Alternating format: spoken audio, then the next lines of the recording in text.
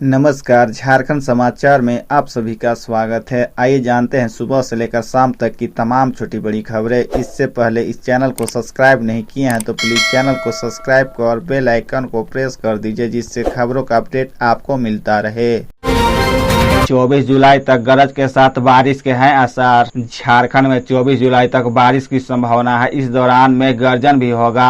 हल्के से मध्यम दर्जे की बारिश हो सकती है। मंगलवार की सुबह से ही मौसम का मिजाज बदला बदला सा है। मौसम केंद्र रांची ने एक चार्ट जारी कर अगले 7 दिनों तक के मौसम का हाल बताया है। मौसम विभाग के मुताबिक राज्य में कुछ स्थानों पर गर्जन के साथ हल्के से मध्यम दर्जे की बारिश की संभावना है। यही स्थिति 24 जुलाई तक रहेगी। इस दौरान वज्रपात की भी आशंका है। इसे लेकर मौसम विभाग ने येलो अलर्ट जारी किया है। रांची में सुबह की बारिश के बाद आसमान में बादल छाए हुए हैं। आज भी राजधानी के कई इलाकों में बारिश होने के आसार हैं।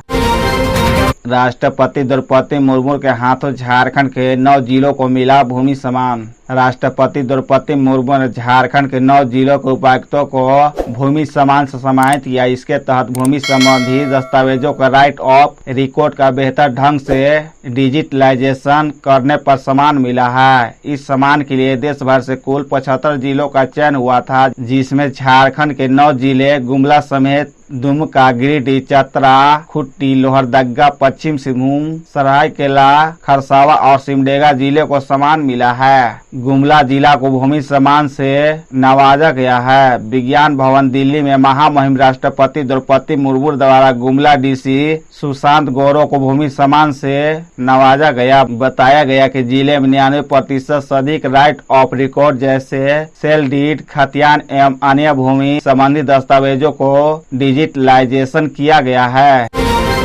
इंस्टाग्राम पर हुआ प्यार, पोलैंड से महिला पहुंची हजारीबाग, प्रेमी भी अपनाने को तैयार। पोलैंड की एक महिला अपने प्यार के खातिर 7 समुंदर पार कर प्रेमी सदाम मलिक से मिलने हजारीबाग जिले के कटक मसाड़ी प्रखंड स्थित खुटरा गांव पहुंची। गुलाब बरबरा पोलाजा की दोस्ती इंस्टाग्राम पर वर्ष 2021 में हुई। दोनों में लगातार चैटिंग होती रही और धीरे धीरे दोस्ती प्यार में बदल गई। 45 वर्षीय गुलाब और 35 वर्षीय सदाब का प्यार इस कदर परवान चढ़ा कि गुलाब ने भारत आने का वीजा अप्लाई किया। लंबी प्रक्रिया के बाद उसे 5 साल के लिए भारत आने का वीजा मिला।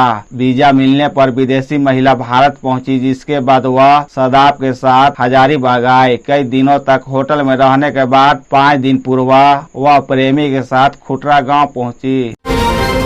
महिला की संदिग्ध मौत मामले में पति हिरासत में, हत्या की आशंका, मृतक पिता का ये है गंभीर आरोप। झारखंड के सरायकेला में एक 21 वर्षीय महिला की संदिग्ध मौत का मामला सामने आया है। एक तरफ जहां ससुराल वाले इसे आत्महत्या बता रहे हैं, वहीं मृतक के पिता ने इसे हत्या करार दिया और थाने में इसकी लिखित शिकायत की है। मृतक के पिता ने कहा कि 2021 में गाँव में ही अपनी बेटी की शादी की थी। क्षमता के अनुसार दान दहेज भी दिया। शादी के बाद की डिमांड को भी पूरा करने का प्रयास किया, लेकिन ससुराल वालों की डिमांड कम नहीं हुई। वे हमेशा दहेज के लिए उनकी बेटी को प्रताड़ित करते थे। आखिरकार उन लोगों ने उनकी बेटी की जान ले ली। पुलिस मामले की जांच में जुटी है। सरायकेला थाना अंतर्गत कमलपुर गांव में 21 वर्षीय विवाहिता फिरोजा खातून की संदेहास्पद मौत हो गई है। इस मामले में ससुराल वालों ने जहां मृतक द्वारा आत्महत्या किए जाने की बात कही है, वही मृतक के पिता जहीरुद्दीन ने गंभीर आरोप लगाया है कि मायके से दहेज नहीं लाने से नाराज होकर ससुराल वाले उनकी बेटी की गला दबाकर हत्या कर दी है।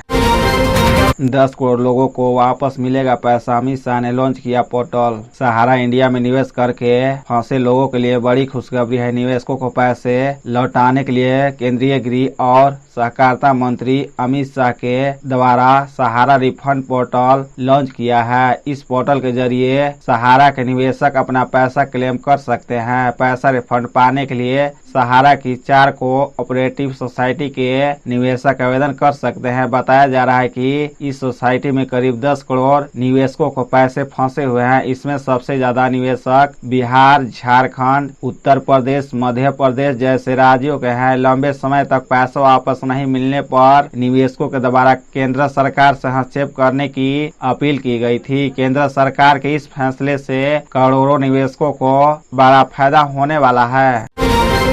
6 लाख इनामी सब जनरल कमांडर खुदी मुंडा ने किया सरेंडर, कहा मारे जाने के डर किया आत्मसमर्पण। भाकपा माओवादी के सब जनरल कमांडर 6 लाख रुपए का इनामी खुदी मुंडा उर्फ बहादुर उर्फ बूढ़ा ने पुलिस के समक्ष मंगलवार को सरेंडर किया। डीआईजी अनूप भिरथरे ने खुदी मुंडा को शॉल ओढ़ाकर और बुके देकर मुख्य धारा में शामिल किया। हालांकि खुदी मुंडा ने 12 जुलाई को ही सरेंडर कर दिया था, लेकिन पुलिस उससे एक सप्ताह तक पूछताछ करती रही। नक्सलियों के कई ठिकानों पर पुलिस ने खुदी को लेकर छापेमारी की। साथ ही गुमला, सिमडेगा व लातेहार जिला में भाकपा माओवादी की गतिविधि की जानकारी ली। इसके बाद मंगलवार को खुदी मुंडा को मीडिया के सामने प्रस्तुत किया गया।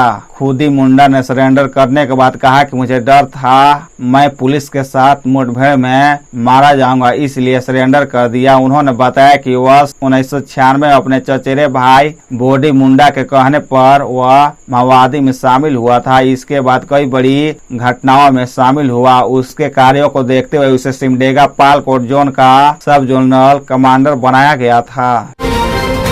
बाबा धाम देवघर परंपरा से खिलवाड़, अमावस्या के देर रात नहीं हुई मां काली की विशेष पूजा। सावन की दूसरी सोमवारी को अहले सुबह बाबा मंदिर प्रभारी सह एसडीएम दीपाकर चौधरी जैसे ही बाबा मंदिर परिसर पट खोलने के लिए पहुंचे। पुरोहितों ने मंदिर प्रभारी पर मंदिर की परंपरा से खिलवाड़ करने का आरोप लगाते हुए घेर लिया। मामले की पूरी जानकारी लेने के बाद एसडीएम ने पुरोहितों से इनके लिए खेत प्रकट करते हुए जिम्मेदार लोगों के विरुद्ध जाँच कर कार्रवाई करने का आदेश दिया। मिली जानकारी के अनुसार बाबा मंदिर प्रभारी करीब 2:45 बजे जब बाबा मंदिर परिसर पहुंचे तो पुजारी राकेश झा, सुमन झा, सौरभ झा सहित अन्य पुरोहितों ने अमावस्या की विशेष पूजा उस समय तक नहीं होने की बात कही। साथ ही बताया कि प्रत्येक अमावस्या पर मां काली व मां तारा मंदिर में रात को विशेष पूजा होती है। इस विशेष पूजा के बाद ही पट बंद होता है।